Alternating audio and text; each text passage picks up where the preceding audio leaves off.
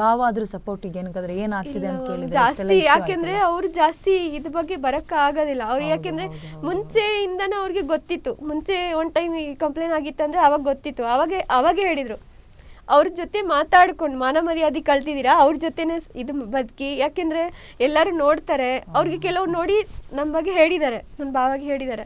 So ಅವರು ಏನ್ ಹೇಳಿದ್ರು ಅಂದ್ರೆ ಅವ್ರದ್ದು ತಪ್ಪು ಅನ್ನಕ್ಕಾಗಲ್ಲ, ಅವ್ರ ಸಂಸಾರ ಅವ್ರು ನೋಡ್ಕೊಳ್ತಾರೆ. ಹೌದು, ಅವ್ರ ಅಕ್ಕ ತಂಗಿದಿರಿದ್ದಾರೆ, ಅವ್ರದ್ದು ತುಂಬಾ ದೊಡ್ಡ ಫ್ಯಾಮಿಲಿ, ಅಕ್ಕ ತಂಗಿದಿರಿದ್ದಾರೆ, ನನ್ನ ಜೊತೆ ಚೆನ್ನಾಗಿದ್ದಾರೆ. ಯಾಕೆಂದ್ರೆ ನಾನು ಆಸ್ ಅ ಮಗಳೇ ಅಂತ ಅನ್ಕೊಡಿ ಅವ್ರ ಮನೆಗೆ ಆ ಥರನೇ ಇದ್ರಿ. ಅವ್ರ ಪಾಪುಗೆ ನಾನೇ ಒಂದು ಅಮ್ಮ ಅಂತ ಎಲ್ಲ ಪ್ರೀತಿ ಕೊಟ್ಬಿಟ್ಟು ನಾನು, ಯಾಕೆಂದ್ರೆ ನನಗೂ ಅಮ್ಮ ಇಲ್ಲ ಅಂದ್ರೆ ನಾನು ಅದೇ ತರ ಅದೇ ತರ ನಾನು ಅವ್ರ ಜೊತೆ ಇವಾಗ ಹೇಳ್ಬೇಕಂದ್ರೆ ಅವರು ನನ್ ಮಾತಾಡಲ್ಲ, ಇದರಿಂದ ಅವರು ಮಾತಾಡಲ್ಲ, ನನಗೆ ಯಾರು ಮಾತಾಡ್ತಿಲ್ಲ ಇವಾಗ.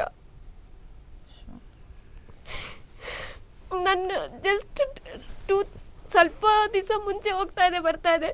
ಈ ವಿಷಯ ಹೆಂಗ್ ಗೊತ್ತಾಯ್ತಂದ್ರೆ, ಇಲ್ಲ ಇವಾಗ ಅವ್ರ ಫ್ಯಾಮಿಲಿ ಅವ್ರಿಗೆ ಹೇಳ್ತಾರೆ, ಭಾವ ಫ್ಯಾಮಿಲಿ ಇವಾಗ, ಯಾಕೆಂದ್ರೆ ನನಗೆ ಪೇರೆಂಟ್ಸ್ ಇಲ್ಲ ಅಂದರೆ ಭಾವ ಫ್ಯಾಮಿಲಿ ಅವ್ರಿಗೆ ಹೇಳ್ತಾರಲ್ಲ, ಅವ್ರ ಮಗಳು ಸಹ ನನ್ನ ಜೊತೆ ಮಾತಾಡ್ತಿಲ್ಲ ಇವಾಗ. ಕಣ್ಮಗು ಇಲ್ಲ,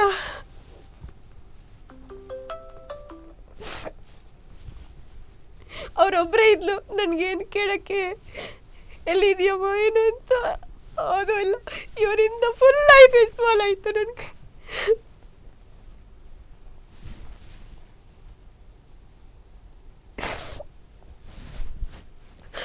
ಇವ್ರ ಪೇರೆಂಟ್ಸ್ ಅಂದ್ರೆ ಕಣ್ಣ ಮುಚ್ಚಿ ಎಲ್ಲ ಸಪೋರ್ಟ್ ಮಾಡ್ತಿದ್ದಾರೆ, ಇರ್ತಾರೆ. ನನ್ನ ಜಾಗ ಯಾರು ಇದ್ದಿ ನೋಡ್ಲಿ. ರಿಯಲಿ ಇವ್ರು ಇವಾಗ ಇವರಿಂದ ಮೆಂಟಲಿ ಎಷ್ಟು ಡಿಸ್ಟರ್ಬ್ ಆಗಿದ್ದೀನಿ ಅಂತ ನಾನು ಯಾವಾಗ ಸತ್ತೋಗ್ತೀನಿ ನನಗೆ ಗೊತ್ತಿಲ್ಲ. ನಾನು ಹೋರಾಟಾಗಿ ನಿಂತಿದ್ದೀನಿ, ಯಾಕೆಂದ್ರೆ ನನ್ನ ಜೊತೆ ಆಗಿದೆ, ಇನ್ನೊಬ್ರು ಹುಡುಗಿ ಜೊತೆ ಆಗೋದು ಬೇಡ. ಯಾರಿಗೋಸ್ಕರನೂ ಹುಟ್ಟಿರೋದಲ್ಲ, ನಿಮ್ಮನ್ನ ನೀವು ಸಾಕೊಳ್ತೀನಿ ಅಂತ ಅಟ್ಲೀಸ್ಟ್ ಅವ್ರ ಪೇರೆಂಟ್ಸ್ಗೆ ಎಷ್ಟು ಬುದ್ಧಿ ಇರಬೇಕಿತ್ತು. ನಿಮ್ಮ ಅನ್ನದಲ್ಲಿ ಆತ ಬಂದು ಅನ್ನ ತಿಂತ ಇದ್ದ. Don't do that. ಆ ವರ್ಡ್ಸ್ ಎಲ್ಲ ಯೂಸೇ ಮಾಡಕ್ ಹೋಗ್ಬೇಡಿ. Don't use that. You should be strong. ಈಗ ಏನು ನಿಮ್ದು ಇಂಟೆನ್ಷನ್ ಏನು? ಈಗ ಆ ಹುಡುಗ ಸರಿಯಾಗಿ ಬಂದ್ರೆ ಮನೆಗೆ ಒಪ್ಕೊಳ್ತೀರಾ ನೀವು? ಸರಿಯಾಗಿ ಏನ್ ಬರ್ತಾರೆ ಮೇಡಮ್? ನಾನು ಎಷ್ಟು ಆಯ್ತು ಒಂದು ಕಾಲ್ ಇಲ್ಲ, ಅವ್ರ ಅಪ್ಪ ಅಮ್ಮಿ ಎಷ್ಟ್ ಆಯ್ತು ಒಂದು ಕಾಲ್, ನೋಡಮ್ಮ ಹಿಂಗ್ ಮಾಡ್ಬೇಡ ಅಲ್ವಾ, ಹಿಂಗ್ ಮಾಡೋಣ ಒಂದು ಪರ್ಮಿಷನ್ ನೀವು ನಿಮ್ ನಂಬರ್ ಅಲ್ಲಿ ಮಾಡ್ಕೊಟ್ರೆ ನಾವು ಮಾತಾಡ್ಬೋದಾ ಯಾರು ಆ ಹುಡುಗನ್ಗೆ? ಅವ್ರು ನನ್ ಬಗ್ಗೆ ಎಲ್ಲ ನನ್ನ ಬ್ಲಾಕ್ ಮಾಡಿದ್ದಾರೆ, ಎಲ್ಲ ಕಡೆ ಬ್ಲಾಕ್ ಮಾಡಿದ್ದಾರೆ. ಇವನ್ ನಾನು ಸಹ ಬ್ಲಾಕ್ ಮಾಡಿದ್ದೀನಿ ಎಲ್ಲ ಕಡೆ. ಅವರು ಸ್ಟೇಷನ್ಗೆ FIR ಮಾಡಿದೀನಿ. ಅವಾಗ ಅಟ್ಲೀಸ್ಟ್ ಹೇಳ್ಬೋದಿತ್ತು. ಇಲ್ಲ, ಮತ್ತೆ ಕನೆಕ್ಟ್ ಏನಾದ್ರು ಮಾಡಿದ್ರಾ? ಸಿಕ್ಕಿದ್ರಾ? ಏನಾದ್ರು ರೆಸ್ಪಾಂಡ್ ಮಾಡಿದ್ರಾ ಮಿಥುನ್?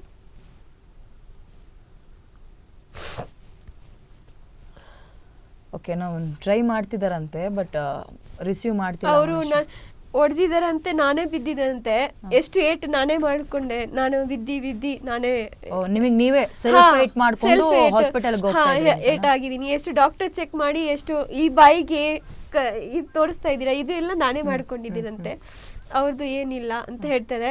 ಆಮೇಲೆ ಆ ಹುಡುಗಿ ಹೇಳ್ತಾರೆ, ನನ್ನ ಹಸ್ಬೆಂಡ್ಗೆ ಮಾತಾಡೋ ಧೈರ್ಯ ಇಲ್ರಿ, ಕಾಲ್ ಮಾಡಿದ್ರೆ ಕಟ್ ಮಾಡ್ತಾರಂತೆ, ಪದೇ ಮಾಡಿದ್ರೆ ನಾನು ಕಂಪ್ಲೇಂಟ್ ಕೊಟ್ಟಿದ್ದೀನಿ, ಅವ್ರದೇ ತಪ್ಪು ಇವ್ರದೇ ತಪ್ಪು ಅಂತ ನಿಮ್ಮೇಲೆ ಹಾಕ್ತಾರೆ.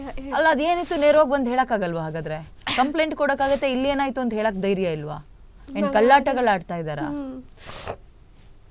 ಇದು ಕಂಪ್ಲೇಂಟ್ ಅಂದ್ರೆ ಈ ಮಹಾಸತಿ ಗೌಡ ನಮ್ಮ ಇದು ಫ್ಯಾಮಿಲಿ. ಸರಿ, ಈಗ ನಿಮ್ಮ ಮನೆಯಿಂದ ಏನೇನ್ ತಗೊಂಡ್ ಹೋಗಿದ್ದಾರೆ? ನನ್ನ ಅಮ್ಮನ ನೆನಪಿಗೆ ಉಳ್ಕೊಂಡಿದ್ ನನ್ನ ಹತ್ರ ಅದೊಂದು ಸರ ಅಂತ ಹೇಳಿದ್ರಿ ನೀವು. ಚೈನು ಮತ್ತೆ ನನ್ನ ಫ್ರೆಂಡ್ ಅದು ಟಾರ್ಚರ್. ನನ್ಗೆ ಎಷ್ಟು ತನಕ ನನ್ನ ಫ್ರೆಂಡ್ ನನ್ನ ಮುಖ ನೋಡಿ ಸುಮ್ನೆ ಬಟ್ ಹೇಳ್ತಾ ಇದ್ದಾರೆ, ಅದರಲ್ಲಿ ನನ್ನ ಫ್ಯಾಮಿಲಿ ಫೋಟೋಸ್ ಇದಾವೆ. ಫೋನ್ ತಗೊಂಡ್ ಹೋಗ್ಬಿಟ್ಟಿದಾರ?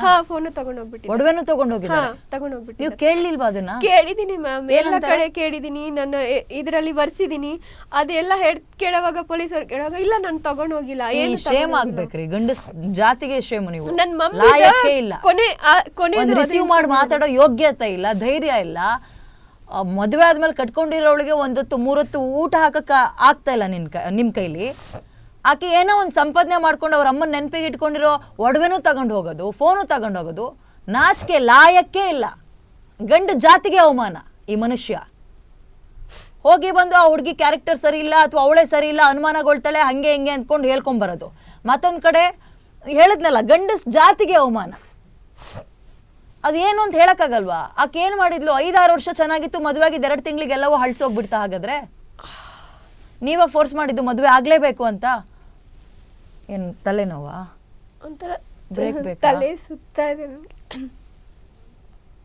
ನೀರು ಕೊಡಿ, ಒಂದು ಸೆಕೆಂಡ್ ನೀರು ಕೊಡಿ, ನೀರು ಕೊಡಿ ಅವ್ರಿಗೆ. ಕೊಡಿ ಕೊಡಿ ಕೊಡಿ, ನೀರು ಕೊಡಿ, ನೀರು ಕೊಡಿ, ನೀರು ಕೊಡಿ.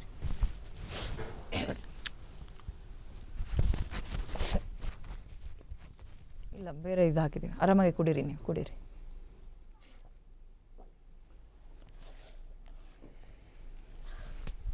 ಸೀರಿಯಲ್ ಶೋಕಿ ಎಲ್ಲ ಇದ್ರ ನಡುವೆ ಹೀರೋ ಆಗೋಕ್ಕೆ ಶೋ ಆಫ್ ಕೊಡೋದು.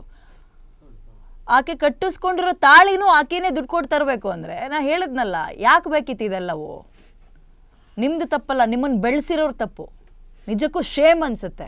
ಆ ಹೆಣ್ಮಗಳು ಕಣ್ಣೀರು ಹಾಕೊಂಡು ಮನೆ ಬಾಗಿಲಿಗೆ ಹೋದ್ರೂ ಏನಾಯಿತು ಮಗನ ಈಗಲಾದರೂ ದಾರಿಗೆ ತರೋಣ ಅನ್ನೋ ಒಂದು ಮಾನವೀಯತೆ ಇಲ್ಲ ಅಂದರೆ, ಮಕ್ಕಳನ್ನ ಸರಿಯಾದ ದಾರಿಲಿ ಬಳಸಬೇಕು ಅನ್ನೋದು ಒಂದು ಗೊತ್ತಾಗ್ತಾ ಇಲ್ಲ ಅಂದರೆ ಏನಕ್ಕೆ ಬೇಕಿತ್ತು ಮಕ್ಕಳು? ಈಗ ಏನು ನಿಮ್ದು ಕೊನೆದಾಗಿ ಏನು ನೀವು ಹೋಗಿ ಏನು ನಾವು ಗ್ಯಾರಂಟಿ ನ್ಯೂಸ್ ಜೊತೆಗೂ ಮಾತಾಡಿದ್ದೀವಿ, ಮಹಿಳಾ ಆಯೋಗಕ್ಕೆ ಹೋಗಿ ಕಂಪ್ಲೇಂಟ್ ಕೊಡಿ. ಬಟ್ ನೀವು ಏನು ಎಕ್ಸ್ಪೆಕ್ಟ್ ಮಾಡ್ತಾ ಇದ್ದೀರಾ ಅವ್ರ ಫ್ಯಾಮಿಲಿಯಿಂದ, ಅವರಿಂದ ಏನು ಎಕ್ಸ್ಪೆಕ್ಟ್ ಮಾಡ್ತಾ ಇದ್ದೀರಿ? ನನಗೆ ನ್ಯಾಯ ಬೇಕು. ಯಾಕೆಂದ್ರೆ ಯಾವ ಥರದ ನ್ಯಾಯ ಬೇಕು ನಿಮಗೆ? ಅನ್ಯಾಯಗೆ ಅವರು ಇವಾಗ ಅವ್ರು ಏನು ಇದು ಮಾಡ್ತಾರೆ. ನೀವು ಕಂಪ್ಲೇಂಟ್ ಕೊಟ್ರಲ್ಲ ಸ್ಟೇಷನಿಗೆ, ಅವ್ರನ್ನ ಕರ್ಸೇ ಇಲ್ವಾ? ಇಲ್ಲ, ಕರೆಸಿದ್ರು. ಅದೇ ಹೇಳ್ತಾರೆ ಏನು ಯಾಕೆಂದ್ರೆ ಮ್ಯಾಮ್ ಇದು ಬಗ್ಗೆ ನನ್ಗೆ ಗೊತ್ತಿಲ್ಲ. ಇದು ಫಸ್ಟ್ ಟೈಮ್ ನನ್ನ ಜೊತೆ ಇದಾಗ್ತಿರೋದು. ಅಂದ್ರೆ ಕಂಪ್ಲೇನು ಇದು ಎಲ್ಲ ಹೊಸದು ಹೆಣ್ಮಕ್ಳಿಗೆ. ಹೌದೌದು, ಪೊಲೀಸ್ ಸ್ಟೇಷನ್ ಮೆಟ್ಲತ್ತ ತರದ್ ಹೊಸ ಫಸ್ಟ್ ಟೈಮ್ ನೀವು. ಹೌದು, ಇದು ಬಗ್ಗೆ ಹೋಗ್ಬಿಟ್ಟು ಇವಾಗ FIR ಆಗಿದೆ, ಏನಾಗ್ತಿದೆ ನನಗೆ ಗೊತ್ತಿರ್ಲಿಲ್ಲ. ಆಮೇಲೆ ಅವ್ರು ಕರೆಸಿದ್ರು. ಯಾಕೆಂದ್ರೆ ಪೊಲೀಸ್ ಅವರು ಕಾಲ್ ಮಾಡ್ತಿದ್ರು. ಅಂದೆ ಅಲ್ಲಿ ನಾನು ಕೂತಿದ್ದೆ ಬೆಳಗಿಂದ ಸಂಜೆ ತನಕ ನನಗೆ ಕೂಡಿಸಿದ್ರು ಸ್ಟೇಷನ್ ಅಲ್ಲಿ. ನೀವು ಸ್ಟೇಷನ್ ಅಂತ ಓಡಾಡ್ತಿರೋ, ಹೊಡೆಸ್ಕೊಂಡು ಹಾಸ್ಪಿಟಲ್ಗೆ ಅಂತ ಓಡಾಡ್ತಿರೋ, ಅಥವಾ ಕೆಲ್ಸಕ್ಕೆ ಅಂತ ಹೋಗ್ತಿರೋ? ನೀವು 3 ತಿಂಗಳು ಸುತ್ತಿದ್ರೆ ಊಟಕ್ಕೆ ಯಾರು ಬೇಕು ನಿಮ್ಗೆ? ಮ್ಯಾಮ್ ಎಷ್ಟು ಪ್ರಾಬ್ಲಮ್ ಆಗಿದೆ ಅಂದ್ರೆ, ಇವಾಗ ಹಾಸ್ಪಿಟಲ್ ಅಲ್ಲಿ ನಾನು ಸರ್ ಜೊತೆ ಈ ತರ ಆಗಿದೆ ಸರ್ ಕಾಲೀಗ್ಸ್ ಮತ್ತೆ ಇದು ರಿಕ್ವೆಸ್ಟ್ ಮಾಡ್ಕೊಂಡೆ. ಆವಾಗ ಅವ್ರಿಗೆ ಹೌದು ಗೊತ್ತಾಯ್ತು ಇದು ಎಲ್ಲ ಇಶ್ಯೂ ಆದ್ಮೇಲೆ.